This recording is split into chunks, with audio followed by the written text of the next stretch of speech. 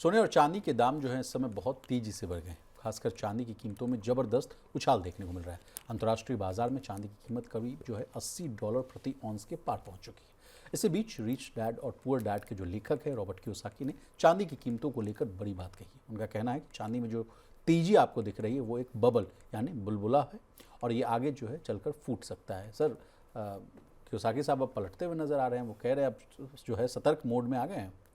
Kiyosaki साहब पलट नहीं रहे, मुझे लगता है वो सतर्क थोड़ा सा कर रहे हैं, लोगों को आगाह कर रहे हैं कि आंख बंद करके या फोमो में आप जी एकदम से अंधाधुंध खरीदारी चांदी की न करें।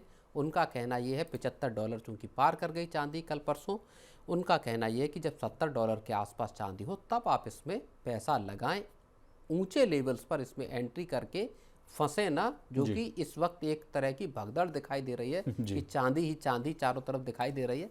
तो वो थोड़ा सा आगाह करते हुए विशाल जरूर और नजर कल ही देखिए ना सर, कल 21,000 से लेकर 23,000 बिल्कुल। के आसपास जो है एक दिन में जो है गिरावट आती हुई देखिए तो सडन जो है। कई कई कई एनालिस्ट और जानकार इस बात को कह रहे हैं कि चांदी में वॉलेटिलिटी ज़्यादा है, सोने के मुकाबले चांदी में उतार चढ़ाव ज़्यादा। और कल हमने इसी बात को जो आप बता रहे हैं कि 21-22 हज़ार रुपये एकदम से प्राइस डाउन हुए।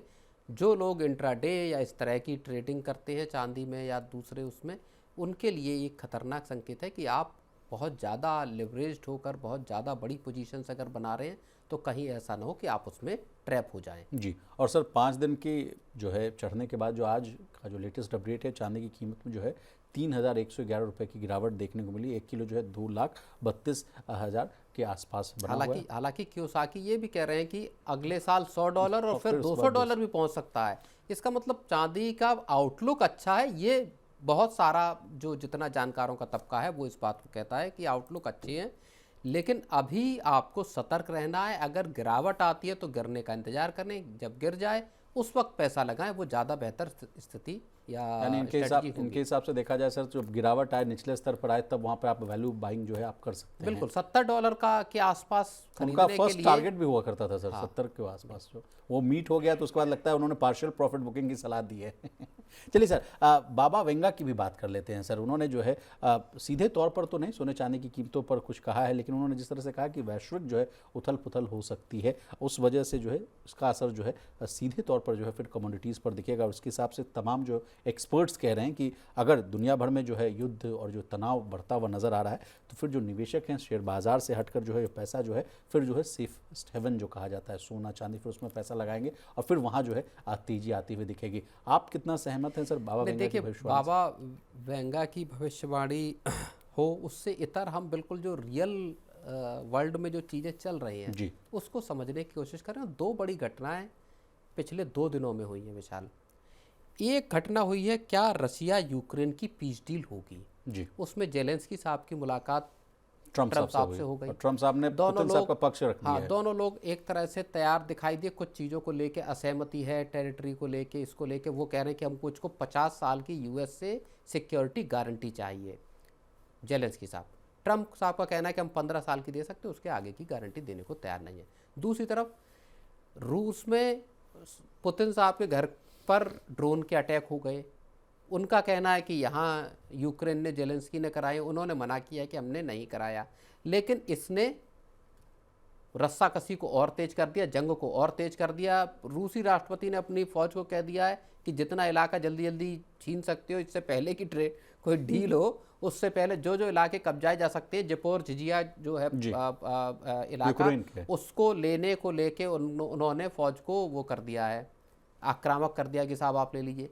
तो जब पीस डील की बात कर रहे हैं तब लड़ाई बढ़ती हुई दिखाई दे रही है। अगर रूसी राष्ट्रपति के घर पे ड्रोन के अटैक हो रहे हैं, इसका मतलब यह है कि जंग थम कम रही है, जंग बढ़ ज़्यादा रही है। तो एक तो मोर्चा ये हुआ जिसने चीज़ों को खराब किया। दूसरी, कल ईरान ने एक बड़ी वार्निंग कह लीजिए या बड़ा एक ऐलान किया। उसने कहा कि हम जो है वो यूरोप, इजराइल और यूएस के साथ एट वॉर हैं, जंग के कगार पे, जंग के हालात में है। अब क्या मिडिल ईस्ट में एक नई जंग छिड़ने वाली है ईरान की तरफ से? अगर ईरान साफ तौर पे ये कह रहा है कि we are at war with Europe, US and Israel, तो ये चीज़ खतरनाक है। ये अगर माहौल गर्माता है तो फिर क्रूड के प्राइसेस का क्या होगा? फिर पूरी दुनिया में एक बार फिर गोल्ड और सिल्वर को सेफ हेवन के तौर पे लोग इस्तेमाल करने की सोचने लगेंगे। जी। तो मार्केट्स के लिए असल में हालात अभी खराब से ही जान पड़ रहे हैं, और अगर बाजारों के हाल खराब होंगे तो सेफ हेवन में फिर गोल्ड और सिल्वर ही दिखाई देते हैं। जी। तो वही बात है कि अब चाहे आप बाबा वेंगा की भविष्यवाणी समझ लीजिए या किसी और की, लेकिन जो रियल पॉलिटिकल या रियल इश्यूज हैं वो वाकई धरातल पे अभी चीजें अच्छी दिखाई नहीं दे रही विशाल। उस हिसाब से अगर देखा जाए सर तो $200 यानी तो चांदी तो 6 लाख रुपए प्रति किलोग्राम के आसपास पहुंचता हुआ दिखेगा, और चांद और सोने की अगर बात की जाए सर तो 2.5 लाख के आसपास तो अभी ही है सर, तो उसको भी लगता है कि 3 लाख 4 लाख के आसपास जाता हुआ दिखेगा। इन सब में पिसेगा मिडिल क्लास, जिसको बिल्कुल। अभी न केवल देखिए अब हो ये रहा है दुनिया भर में, न केवल सोना और चांदी, कॉपर भी भागने लगा है। प्लैटिनम अब ये बताया जाने लगा कि साहब कॉपर की सप्लाई बहुत शॉर्ट है। दुनिया भर की कंपनियां कॉपर के जो जितने भी वो हैं भंडार हैं उन पे कब्जा करने में लग गई हैं।